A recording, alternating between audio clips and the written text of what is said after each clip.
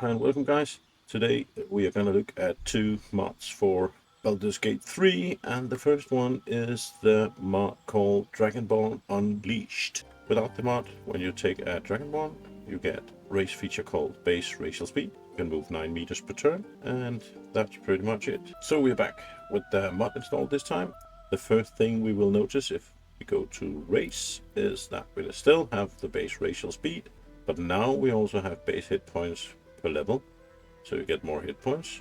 There's a human versatility, so we can select an additional skill to be proficient in, and our carrying capacity is increased by a quarter, so we can carry as much as the puny humans. There's dark vision, so we can see in the dark up to 12 meters. There's savage attacks, so when you land a critical hit, you get an extra weapon die of damage. There's relentless endurance, so once you reach 0 hit points, you regain 1 hit point.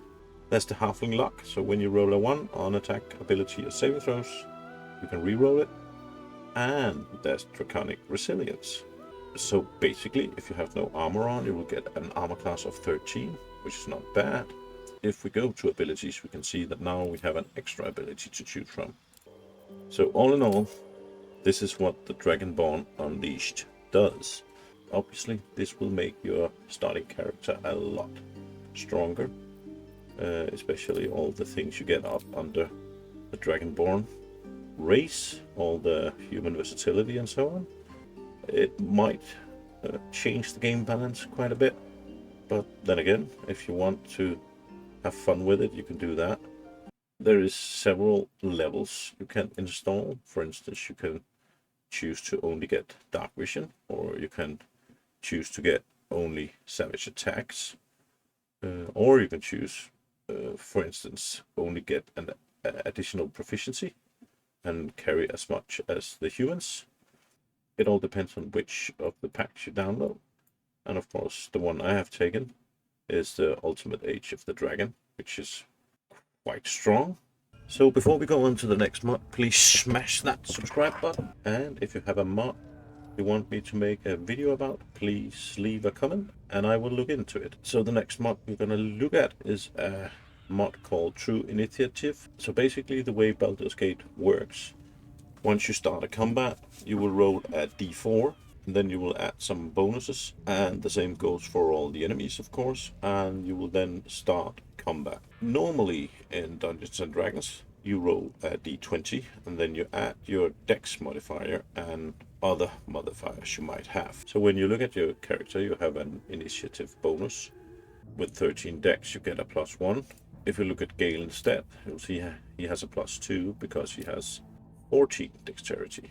Now rolling 1d4 should be kind of okay, but normally it wouldn't be much of a problem rolling a d4 and then add your initiative. There are some feats in the game that will change the initiative quite a lot. For instance, if you have the alert feat, you get a +5 to initiative, and rolling a d4, everybody rolling a d4, you're pretty much guaranteed to always go first. So I did a few tests where I tried using the d4 system, and then I did a few tests where I used the d20 system.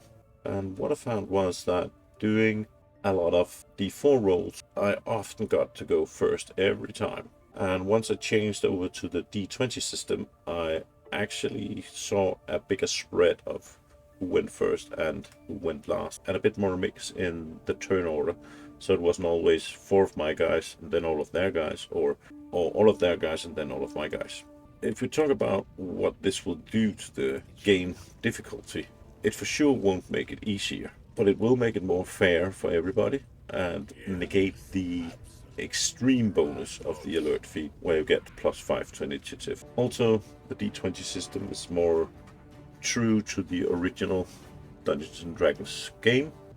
Also, as I said, this won't necessarily make the game easier because normally if you are pretty much guaranteed to go first with the d4 system, you can now go last.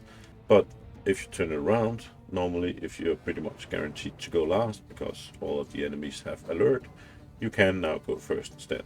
In any case, I'm not using a lot of mods in the game. I'm pretty much testing mods, but doing the first playthrough without mods. However, I have installed this D20 mod and I haven't removed it yet. Those were the two mods I wanted to talk about today, and hopefully you found the video helpful. And if you want to see some of the other Race Unleashed mods, let me know. So that's it for now. Rex are out.